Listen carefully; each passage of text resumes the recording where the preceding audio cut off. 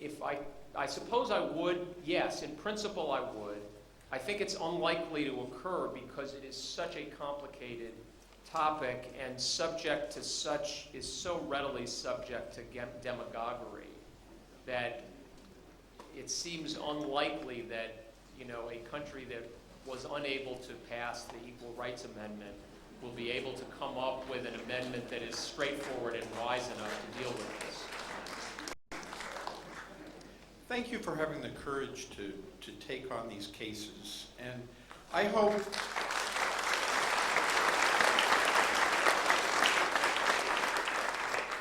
that we can all have the courage to live with even unacceptable risks in defense of our rights, and that it's just those constitutional rights are what make us able to be Chautauquans.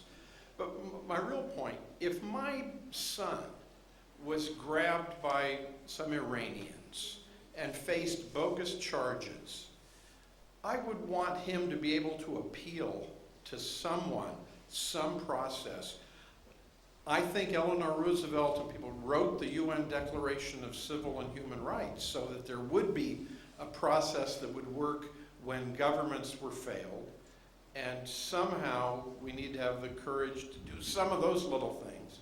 Finally, I was a political military officer in the State Department. I did things like negotiate status of forces agreements. And the fiction of when are we sovereign, when are we not, what is Guantanamo? We do, those U.S. forces on foreign soil, on our bases, do U.S. law all the time. And look at how they use the U.S. Code of Military Justice, which is a U.S. law. Don't let them dance around this. Thank you. Well, thank you for that. I do want to say that the point about U.S. citizens that might be detained in other countries brings to mind, this isn't something that is hypothetical. I don't remember her name, but you surely have all heard about this emeritus historian who is an American citizen, a very well-regarded scholar, visiting her 95-year-old mother in Iran and detained by the Iranian authorities on state security issues. Exactly how this woman was a mortal threat to the government of Iran, one can only speculate. But I would think and hope that in times past, when U.S. citizens were detained by repressive regimes abroad, our State Department would be sending diplomatic notes saying that it is a fundamental aspect of human rights and due process that this person have access to a lawyer and that this person have access to civilian courts in order to require the government to come forward and establish the basis for detention. That seems to be a proposition that we are now resisting with respect to the people we are holding. And in any event, I suppose it goes without saying that to the extent to which, and I hope we are making these points with respect to the government of Iran, it's likely easier now for foreign repressive regimes to ignore or cast aside those claims since they can throw the example of Guantanamo in our face.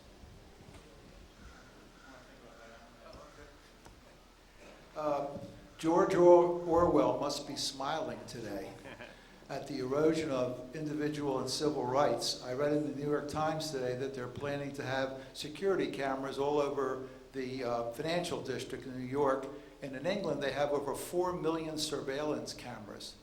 My question to you is, do you think it's time in the United States that we have an ID card for all of our residents and citizens? Because Alan Dershowitz has argued that we're not entitled to anonymity, that the government has a right to know who we are and where we are. Well, I have a confession to make, which is that although I've only been at Chautauqua since Friday, and I was reminded by several of the suitable authorities how important it is that one keep one's gate pass at all times. I have lost it twice, and in fact, before coming over, I am here without it because I couldn't find it in my room. And so if there were, I fear for myself, if we had a national security card, I'm sure I wouldn't be able to remember my national security ID number. I mean, I don't know.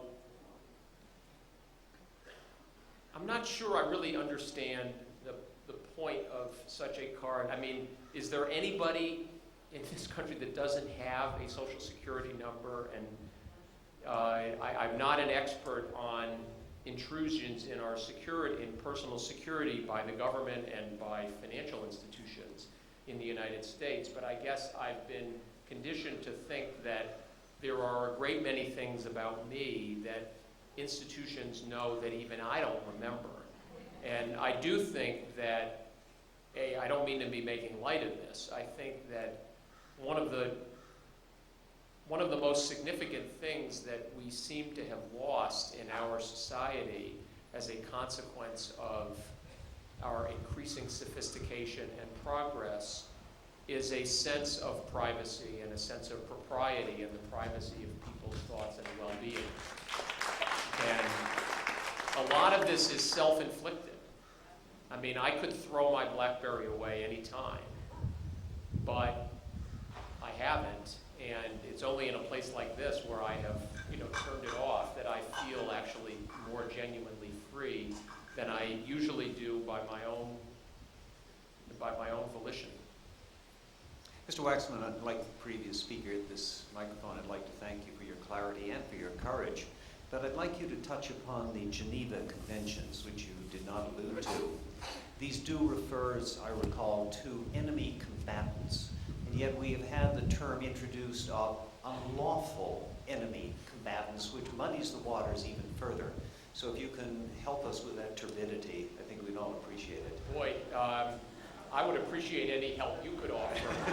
One of the issues that we've asked the Supreme Court to grant review on is not only whether the writ of access to courts, the writ of habeas corpus, can be suspended, but that if there is a right to the courts, what the substantive standards are against which the courts will adjudicate the executive's claims that these prisoners are enemy combatants or unlawful enemy combatants. The distinction, as I understand it, and I will understand a lot more 6 weeks from now when I'm finished working on our merits brief, is an enemy combatant is somebody against whom no charges have been brought.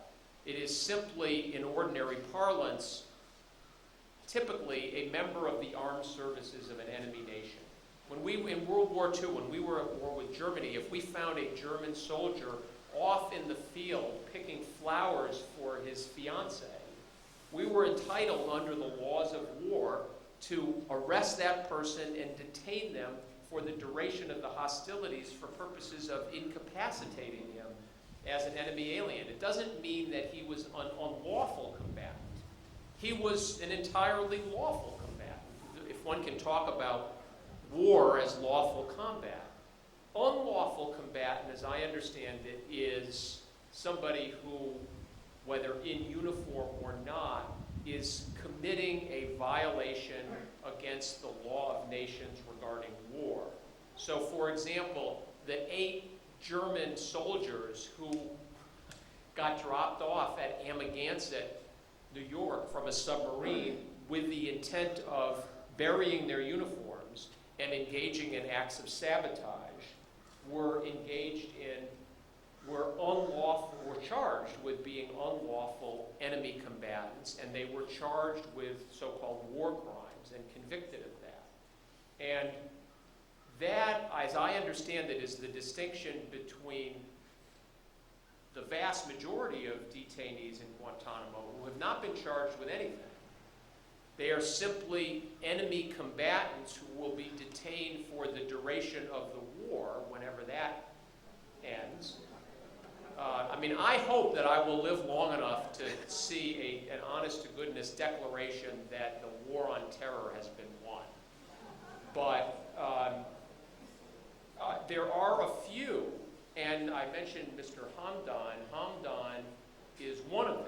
He is reputed to be Osama bin Laden's chauffeur. say, given the pictures that we're all used to seeing of Osama bin Laden, in a cave, issuing some proclamation, I have to say the notion of a chauffeur seems a little quixotic. But in any event, he is charged with being an unlawful enemy combatant, and he is going to have a war crimes trial in front of a military commission. And that's the distinction as I understand it. Hi, I just have a quick comment and a question. And the comment is about your reading of the transcript of what went on down in Guantanamo, the tribunal. I just saw a good production of George Bernard Shaw's St. Joan, which has a scene in it about Joan of Arc's trial in front of an ecclesiastical court, and there's a lot of residences there about the court taking itself very seriously while it's doing a wrong, and it's worth going back to. The question is about the Supreme Court and about your feelings about this term and the last few terms, and whether, I have a question just, do you think that some of the decisions you've seen, not just the ones that we've mentioned today, cause you to question the legitimacy of the Supreme Court more than you might have before? And because they do me. I'm questioning not just the incoherence of the decisions, just stepping back and thinking about the institution. Has the Supreme Court damaged itself by some of the decisions it's been making? In your mind, does it rise to that level for you or not? Well, it's a very difficult question. I mean, I think the short answer to your question, and it's way oversimplified, is no. But with a couple of caveats. That is, first of all, I hate it when the Supreme Court rules against me. And as Justice Scalia once said to me after we were doing a program together, he said, look, I completely understand. We can either agree with you or move on to our next mistake. And I like that way of thinking. Unfortunately, as I've reminded him, he does seem prone to insistent mistakes. But let's leave aside Bush versus Gore, which I very deliberately did not get involved in. I was the Solicitor General at the time, and I felt that it was my duty to represent the institutional interests of the United States and not any particular combatants in that struggle. And I vowed to myself that I would not ever speak about that litigation, and I'm certainly not going to break it here with the video camera rolling. But I do think that all the justices on the court, whether they were in the majority or the dissent, viewed the decision in that case as a body blow against the institution of the Supreme Court and the sort of institutional reserves that the court has built up in the public opinion over years and years, whether you think that the decision was correct or not. One of the things that has very much troubled me since I became Solicitor General is the tendency of the Supreme Court in recent decades, not just the past few terms, but really in the past 10 to 15 years, to declare acts of Congress unconstitutional. In the first 200 years of our country's existence, the Supreme Court actually struck down a law that was passed by Congress and signed by the President a handful of times. And that includes the New Deal period. John was mentioning Stanley Reed. I wish I had brought this wonderful front page New York Times article that reported when Stanley Reed, as Solicitor General, literally physically collapsed from exhaustion at the podium of the Supreme Court, trying so unsuccessfully to defend Franklin Roosevelt's New Deal. But there was you probably heard the phrase, switch in time saves nine. Franklin Roosevelt was very frustrated by the Supreme Court of Charles Evans Hughes striking down as unconstitutional legislation that he and the Congress thought was essential in order to reinvigorate the U.S. economy. And the switch in time was that one justice came to see things differently. But even in the New Deal period, the number of instances in which the Supreme Court actually declared unconstitutional something that the political branches, that is the only branches of our government that are representative, that are elected by the people in whom sovereignty rests, was very rare. There were decades that went by in our history in which the Supreme Court never struck down any law. Congress passes, I don't care whether you're a Democrat or a Republican or an agnostic, Congress passes a lot of stupid laws. And very often, and Guantanamo is a good case, they foolhardily don't pass laws and choose a route of what I would call institutional cowardice. But in our system, when Congress passes a law, the president signs it, the people actually have a final say. We can throw them out, we can have a constitutional amendment, we can get them to change their minds.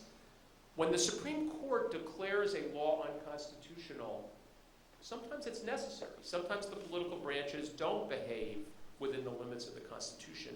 But in our system, that's the end of the story. This isn't yet another chapter in a continuing dialogue.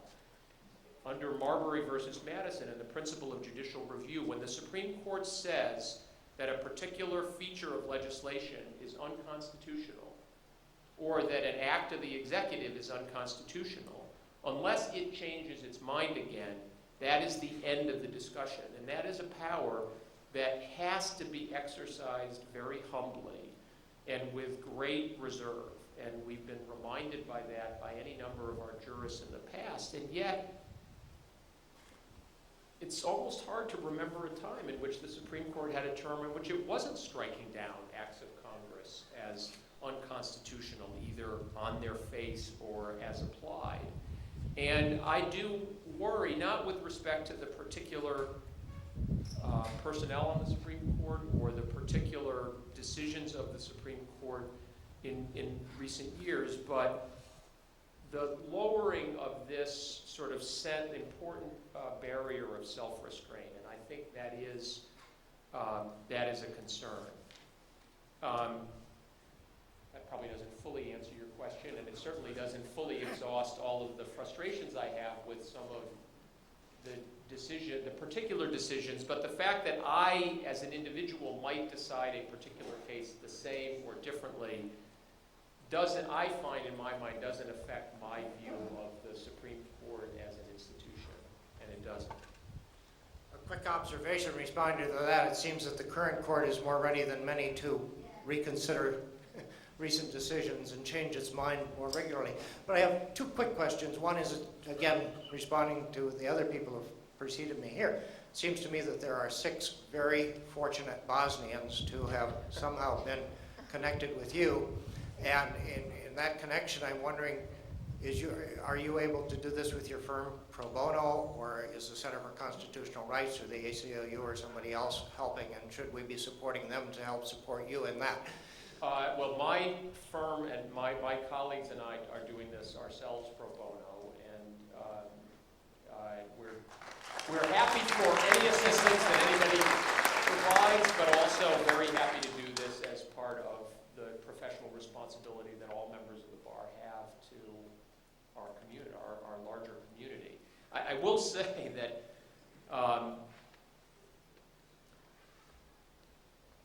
there have been instances, just in the past few months, really 3 this term, in which a majority of the Supreme Court has, to the appearance of everybody not in the majority and most of the rest of the country, overruled a prior, really quite recent constitutional precedent. The writer of the opinions overruling with that effect, Justice Kennedy, in the case of the Carhart case, Carhart versus Gonzalez, the late-term abortion case, which at least in large strokes, reversed the Supreme Court's contrary decision in Stenberg versus Carhart in 2000. And Chief Justice Roberts, in his opinion for the plurality and issued a few weeks ago in Wisconsin Right to Life versus the FEC, which struck down as applied Title II of the McCain-Feingold law that put certain regulations on so-called issue advertising by corporations. In both instances, the opinion's authors maintained that they had not overruled a prior precedent, but instead had acted to narrow the precedent. Both of the precedents that they narrowed were cases in which I had represented the once winning party. And so I probably have a somewhat skewed view about the extent to which the opinion is narrowed or otherwise. But, every jurist has to interpret the Constitution and apply precedent by their own lights. And I will say that our current Chief Justice, John Roberts, and I are longtime and very close, I would say, professional colleagues. We literally met in the podium of the Supreme Court just before I was making my first ever argument in the Supreme Court, and he was Deputy Solicitor General. On the very day that the court decided the Wisconsin Right to Life case a few weeks ago, which I argued and lost in an opinion that he wrote, which narrowed the result in a case which I argued and won 3 years ago, I have to say that we were together at a reception in the Supreme Court, and my role was to introduce him to the audience. And it did require, calling up all of my institutional reserves to praise him, and his professional abilities. And John the Chief Justice was a little less restrained than I was, and he got up to the podium and he said, well, what Seth didn't tell you is the first time we ever met was in this case. He was arguing his first case, and I was representing the United States in a case that the government couldn't possibly lose, and he won 5-4, had a really interesting constitutional question, and then he said, I have a feeling, in light of my decision, the opinion I issued today, Seth still thinks that there's a little bit of the Constitution that I don't understand. And the truth of the matter is that he is a lawyer and a jurist with all the integrity in the world.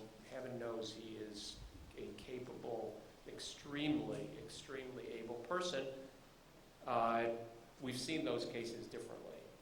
I just wanted to ask, because I thought your reference to the decisions of the Israeli Supreme Court were so good and so apt, and yet thinking of the last two confirmation hearings, there were senators who were very aggressively opposed to citing any foreign decisions as any kind of precedent or any kind of controlling law. Well, there's sort of there's a strong sentiment.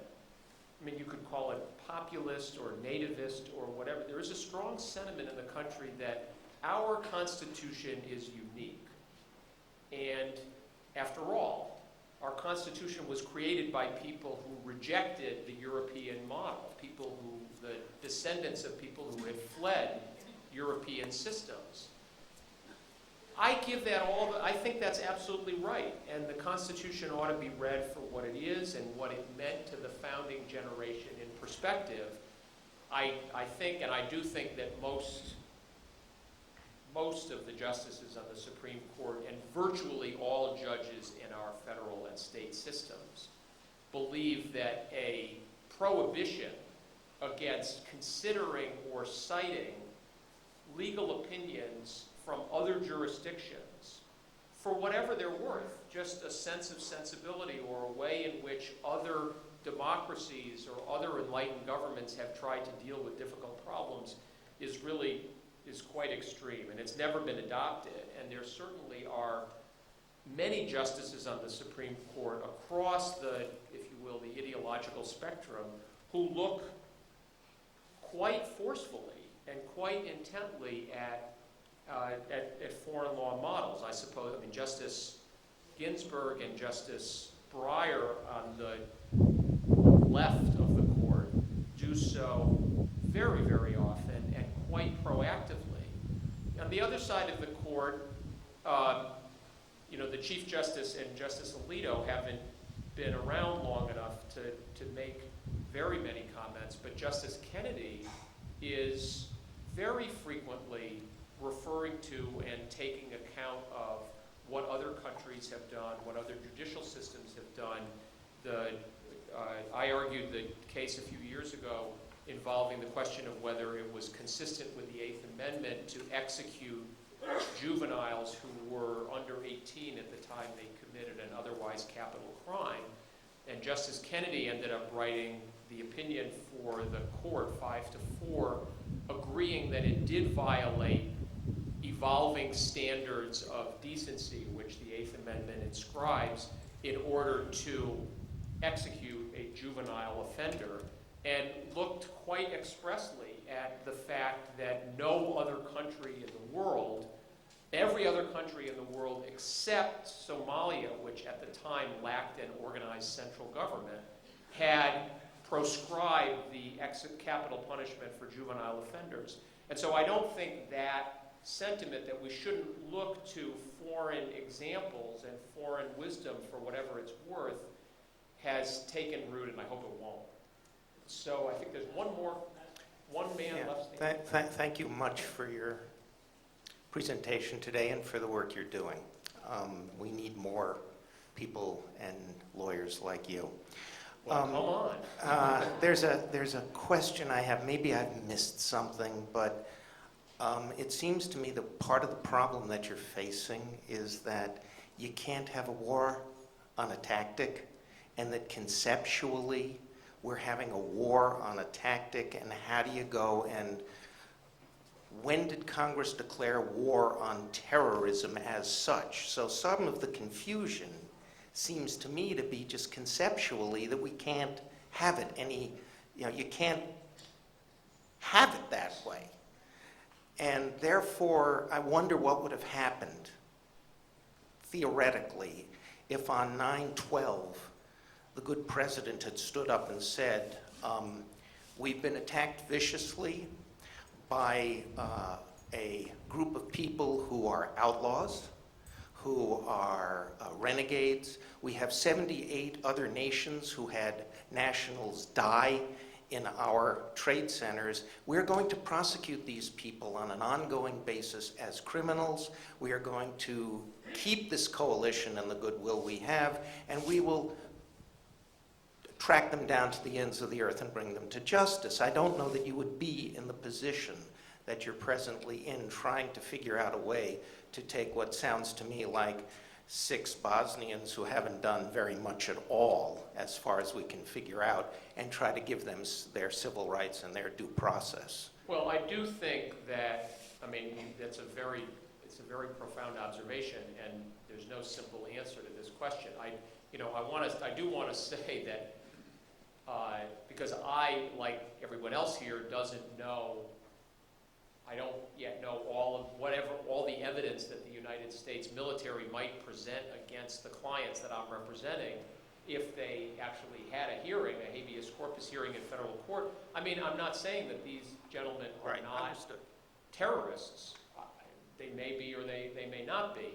The point, though, about is the war paradigm one that is apt here is really perplexing.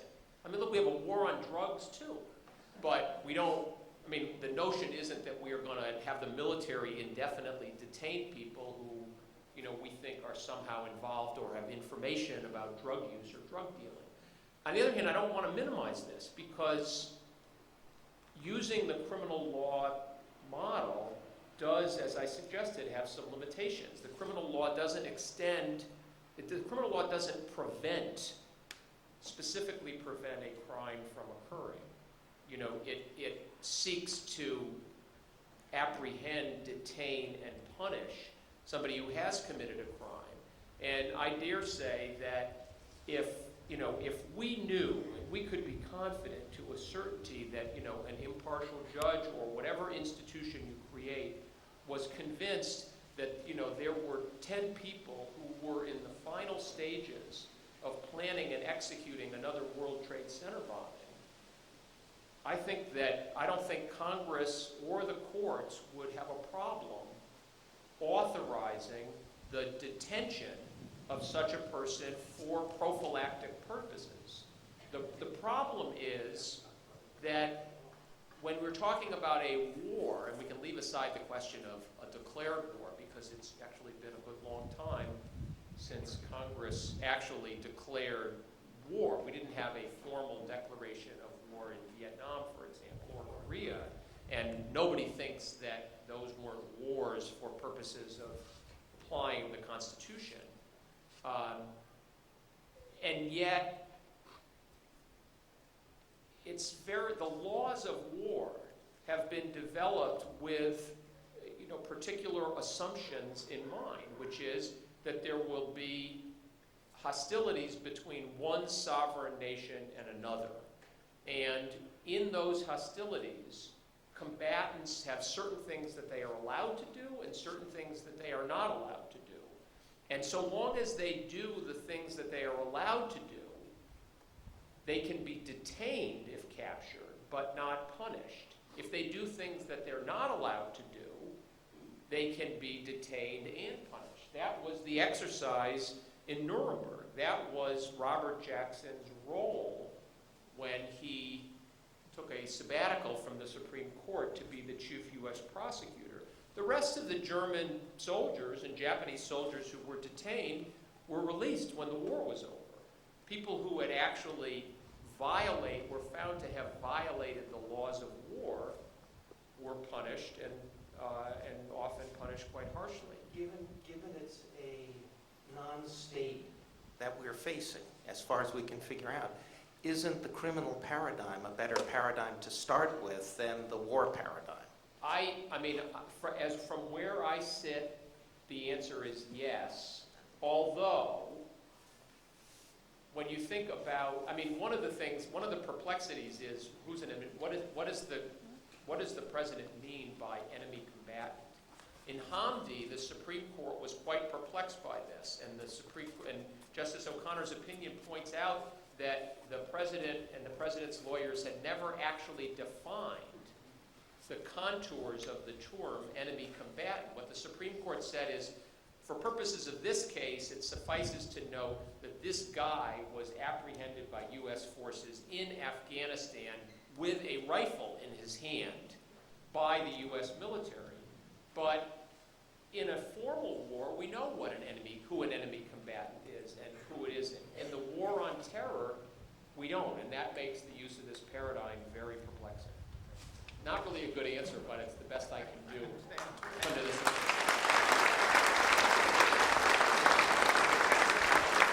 Thank you, Seth, and thank you all for your listening this afternoon.